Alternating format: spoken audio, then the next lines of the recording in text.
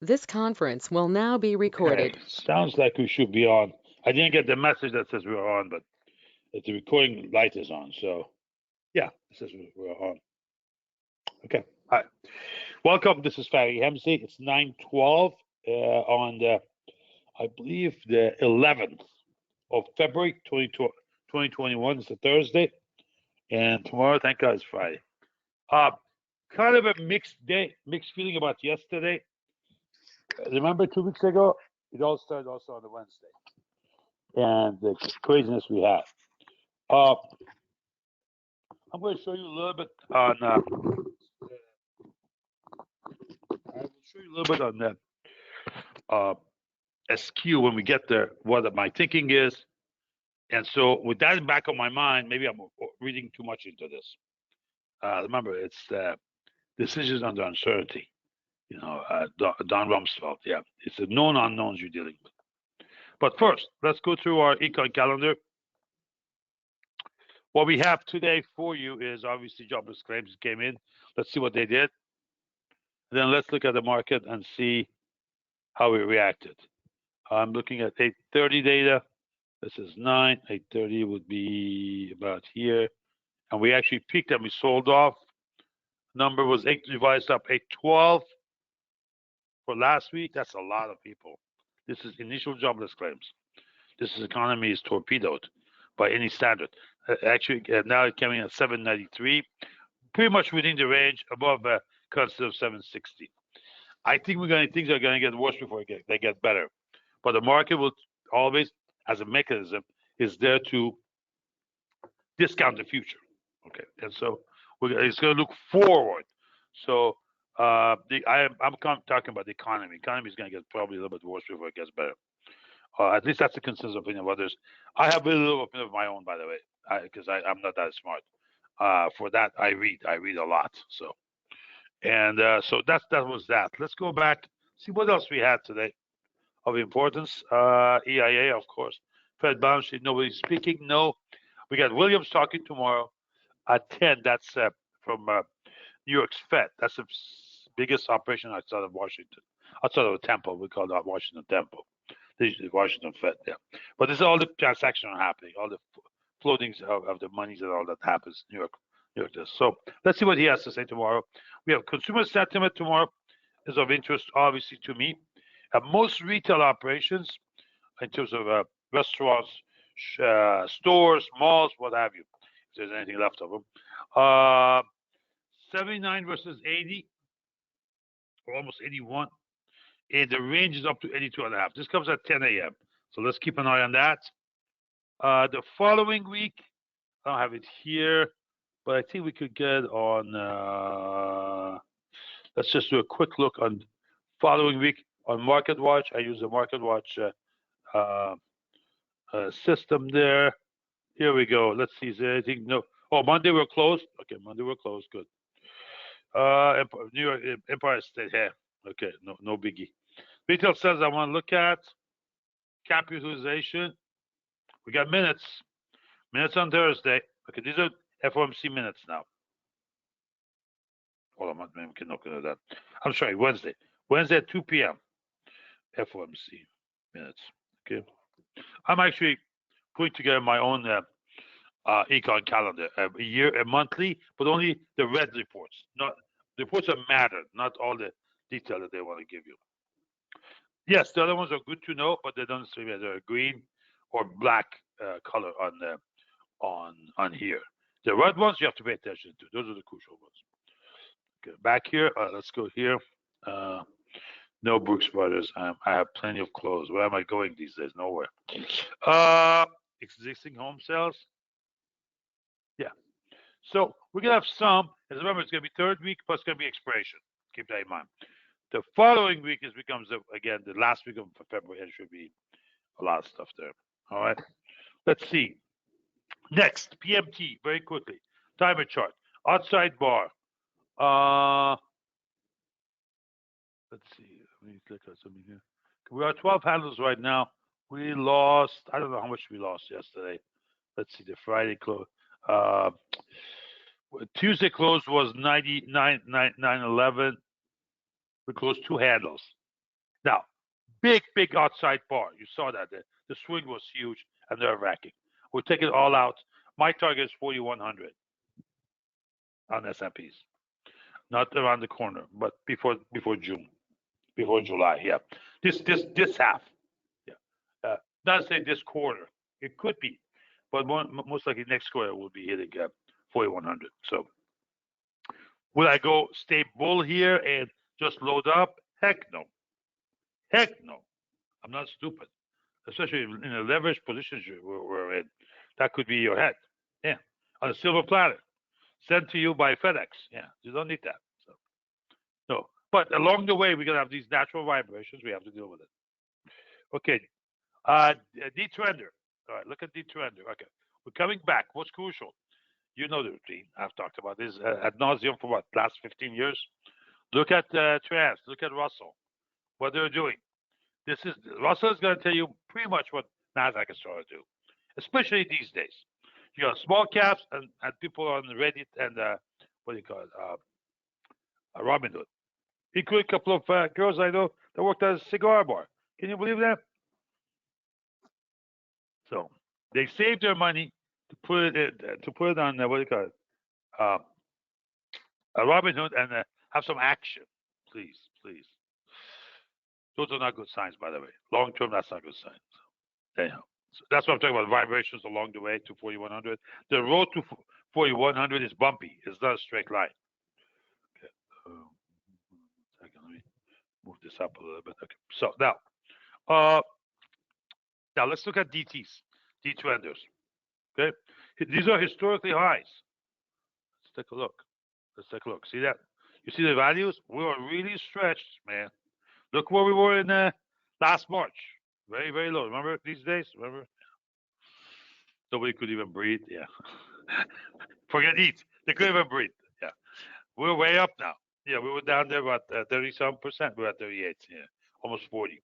I don't recall seeing 40. That's on Russell. I may have to go do a 5-year path, check and come back with new recalibration.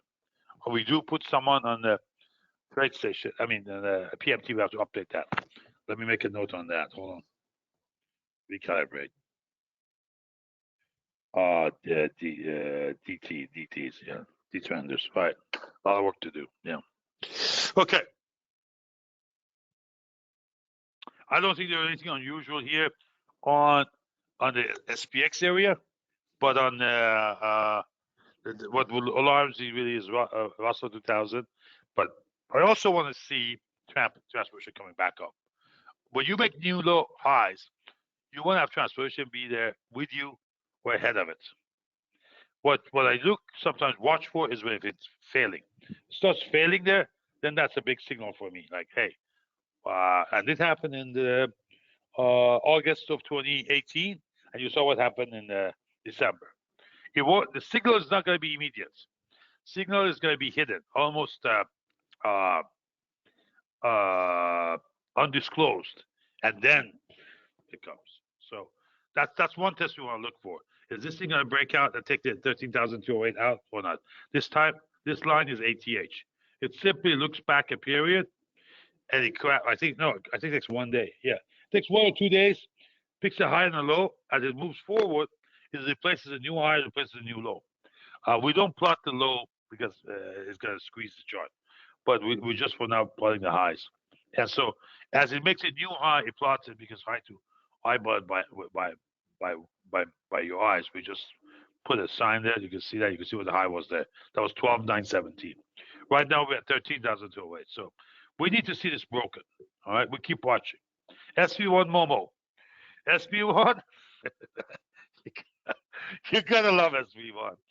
With all the pressure yesterday, it says I'm heading up. I'm in the channel. Don't mess with me. That's +1+2 channel, Sigma channel. And in the channel, don't mess with me. We had our tough days. We're heading back up. So I just gotta get my guts up and put a trade on. I keep on saying I'm gonna put a trade on, and this rounds up even higher. So, and the worst thing you can do is get long at the top. But I was hoping we're gonna pull back, so I guess a little bit down, so I can get long, but not too much down. I don't want too much down.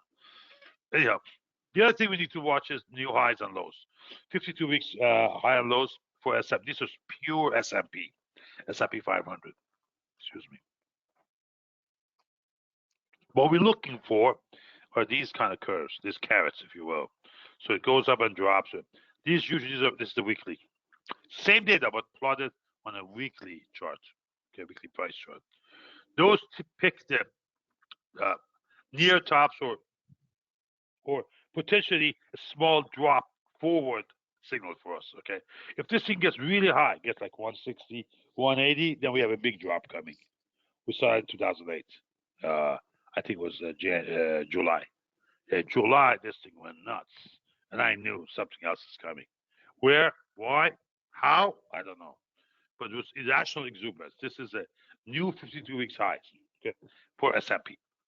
And notice there's nothing on the downside. No news. That's has to be. We're on one side of a curve. We're way up. So look at this.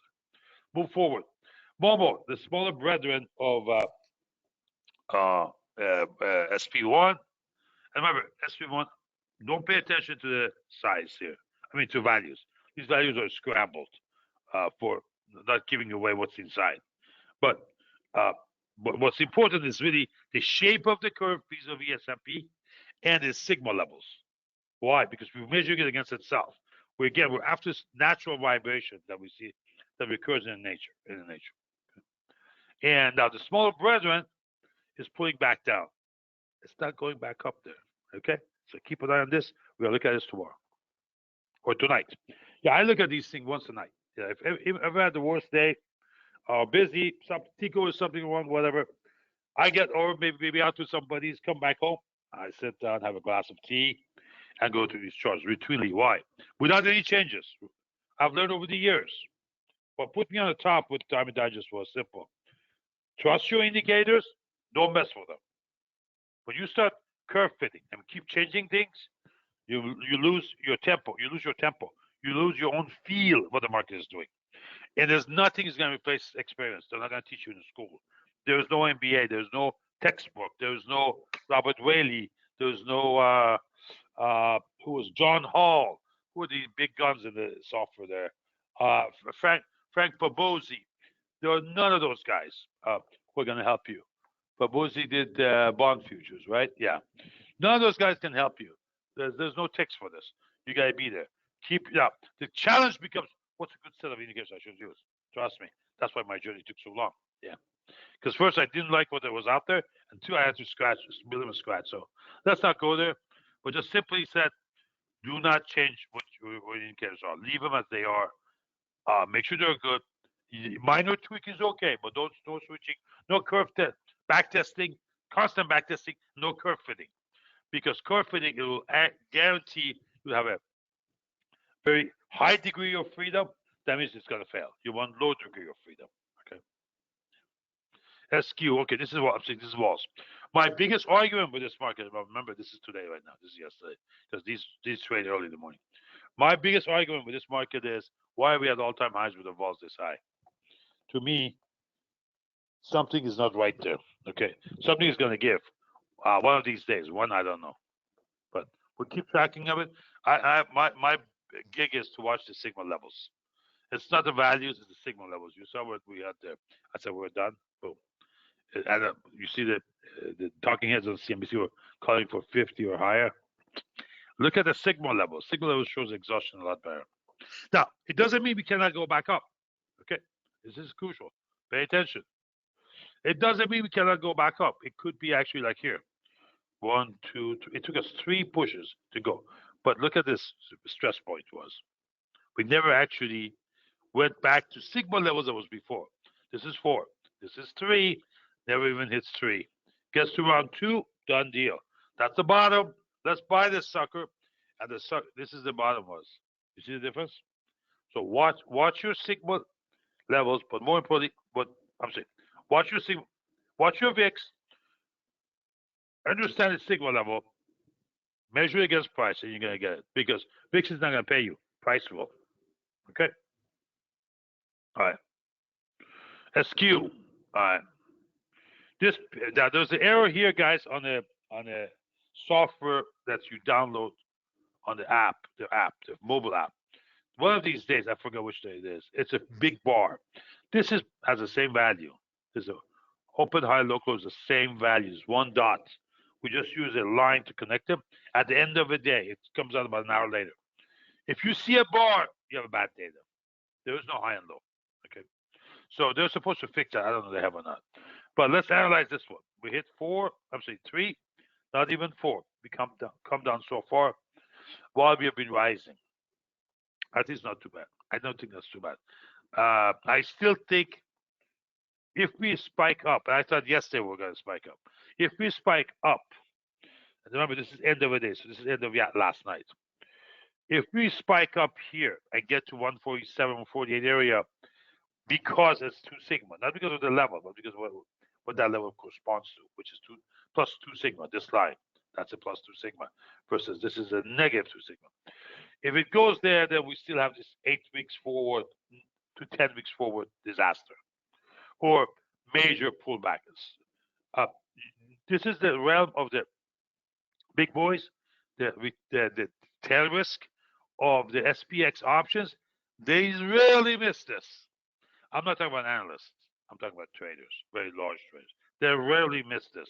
They make the famines, they make the floods, all that. Remember Gecko? Yeah. These are the guys. So far it seems to be a little bit taming down. We get to about 132, 128. I don't think we're going to go down. So what I think 2 weeks ago versus today are two different things. Why? Data has to support it. More data come in. Remember Hunt for October? They asked one question from the CIA director, and he said, "Sir," to the president, "the data doesn't support that. Trade what you see, not what you think." Okay? Forget when you went to school. I threw my books out the window the other day, back in Chicago, I guess, not recently, but yeah. I mean, I was so pissed off. I thought it doesn't matter how much you study this stuff. Markets doesn't care. Markets are brutal. They don't care. If that was the case, all the economists who teach at Harvard would be running hedge funds, or Princeton, or Yale, or whatever, or MIT. Yeah, it doesn't. It's not your IQ. It's what you see. So pay attention to what you see, not what you think. Get rid of that bias. Do yourself some good. Yeah. All right. The buy came a little bit late. Okay. I don't put too much credence on where is this not giving back? Okay, I don't know what that is. To trade. Come on. All right. So let's go to TD, my favorite. Okay. Where are we? Oh Jesus. Okay, we're heading higher, guys. We're heading higher. Look at the spread. Again, this is 3-month spread. 5.69. I haven't seen this in a while. We're heading higher. Yeah. So, and here we are on the SPX. 75.6. This is really getting back to overbought. That's good. I want to see some exhaustion. Otherwise, we could be sitting up here for a while. Rendezvous point, well, nothing here. They're close. But I want a rendezvous point between 80 and 90 for our stock our side. Okay. This we do not give out. This you could have package. It's not mine, but I programmed it. It belongs to Tushar Chande, a very smart Indian analyst, Indian American analyst. SP2 is mine, but we don't give that out. 75.66 now. And so cycle wise, we're at the upper end of the cycle. That's I'm a little bit hesitant about putting it long term or swing trade on. You have to be careful. If you have some swing trades that are still long, take a look at them, analyze them, pare them down, see if you can justify continuing that. Okay, moving forward. This chart. Okay, this is what I looked at the end of the day. Symbol is there, $ SPX Alpha 200 Romeo. From a stock chart, what you want to look at is put a couple of moving average 20 and 50. We're in very, very congested area right now. This is the scoring indicator. We're at 90%. We've been here for a while. It's S&P stocks above the respective toward the moving average. To me, this has to do with not the craziness we have in our politics, but this has to do with our medicine. This has to do with vaccine. It basically says better days are coming. We're gonna get vaccinated. This thing we're gonna lick it. May take us a year, but that's what market does. Market is a discounting mechanism 6 months to a year forward. So 6 months to 9 months forward, whatever you would look at it. I think from what I hear, from what I read, again, I'm no trading in medicine, but I do have a number of biofund guys who I deal with. They run money for their positions, and their positions have to deal with these companies. These companies are PhDs and MDs. To deal with those guys is not easy. You have to have data, facts, and evidence. What they're telling me is that we should be okay for the fall. For school opening in the fall, we should be okay. So I've been trying to get vaccinated here, but I don't qualify age-wise, so I have to wait. Let's see. OTF very quickly. Okay, we have another one up here. What is this doing? Hold on, this is OTF overnight. Okay, let me bring this in. Okay, this is what we have done. Remember, these charts are live. So here's the 30 minutes. You can see where we are. We had a little craziness yesterday. Retested that overnight, came back up, and now we're heading up in the channel. Okay, 30 minutes I like because it was 60 minutes. Well, it's a lot of professionals look at. They can't get in and out. The size is too big. So they look for key points to get in and get out. Okay, just a CI and CI diffs. Here's what I would be looking at more than anything else today. The levels, the IB levels, these are crucial for the first hour, and the DMZ. Here's the DMZ, the magic DMZ, and the DMZ diff. Here's our the what do you call it, session, or this is our MBS. Remember, this resets at the beginning of the at the beginning of the day session. Yeah, it resets right there with the day session. This time is not day session. Night session, global starts, legal day. Legal day starts when we settle is we start. So that's a value. Okay. Now, more important than that is fine. Is NQ, because that NQ has got some good punch. Wow, look at that. Nerves of steel. Listen, if you there's an eBay on eBay, there's some titanium hearts. Yeah, this is slightly used. Yeah, go and get one if you want to trade NQ. NQ is just last couple of weeks have been incredible. So at one point I went back to these. I went back to DMC and IB levels. One because OTF was just getting so wild. It turned out after review in the evening, because you can't do it during the day. We had too much. We had way too much. What do you call it? Block trades. Imagine, and I'm growing up. The first color I learned, according to my parents, was green. Imagine that's what your parents teach you, just green. Okay. Every day, what you see is green, green, green. And then one day, reds showed up. How are you going to treat that? What does that mean? Was that a color? What was that? Remember, all you know is green. That's what happened with 2 weeks ago with OTF. All of a sudden, everything was blocks and huge sizes. I'm not saying there wasn't no mom and pop. Yeah, there was some, but one block after a block, another, and in a tough tug of war. So we said let's just unwind a little bit, and it took us 2 days to get back on track again. So if you have a system that has a positive E of X, that expected value, that means that you know it's going to win 70% of the time. The rest of it is money management. You have no business fighting the market. Just let it go. Let the market pass. Then go back. It'll come back to a norm. There's a mean reversion of the sentiment there. The way the market is behaving, where your system will go back to work again and produce. So otherwise, you're going to get into this downdraft that's going to evaporate your account. Been there, done that. Please trust me. Yeah. And sometimes I think this is the day they're going to get me. Sometimes you feel that. You don't know. Nobody knows about tomorrow. Nobody knows about 5 minutes from now. So, all right. Let's see. These are archives. These get posted at the end of the night. For you guys, we're running H21 again. CL. Let's see. CL would be this week. Yeah, CL would probably move Monday or Tuesday on. So I think by 18 is the first notice. I think it's first notice. Or 17 is first notice. So we're going to move it next week. Okay. Any questions for me? This is being recorded. Will be posted later on the YouTube. To see our YouTube, here's where YouTube is. Our videos, you go there and it gets posted. All you need to do is just really subscribe to it. And it'll the moment we post something, you're gonna notice. Okay. Even faster than we post on Twitter. Yeah. because we could get behind on Twitter posting time-wise here, but you get the moments on YouTube. All right. We have a lot of 1,200 people there, so as followers, as subscribers. We don't do too many. We've been doing really 1, 2, 3 a week, maybe 4 a week. I'll try to do more, but we'll see. Okay. Thank you so much. Have a great day. Watch your behind. Yeah, watch what you're doing. Don't get too crazy on the upside. Make sure you understand the downside. Okay. I'm not talking about long or short. I'm talking about either trade you're in. Yeah.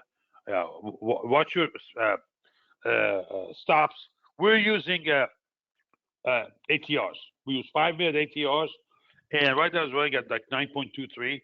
But I would never put a 9-point handle stop on NQ. It'll be taken out instantly. It tries to move in 10 handles. So right now, I think my preset from yesterday was 30. I'll probably knock it down to 20 and then not going. Okay, but use stops. Thank you.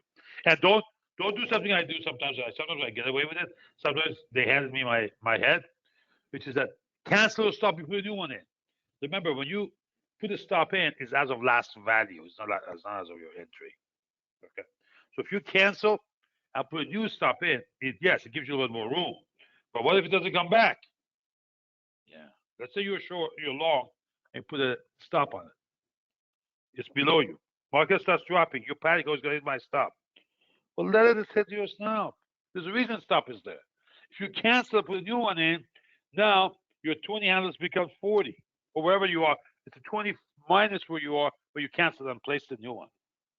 I'm sorry, it's not 20 from the where you cancel, it's 20 from last put on. Okay. So now let's say at 17 handles down from your entry, you panic and say, oh, it's going to hit my stop. There's only 3 handles to go. You cancel, put a new stop in. Now you're at 37.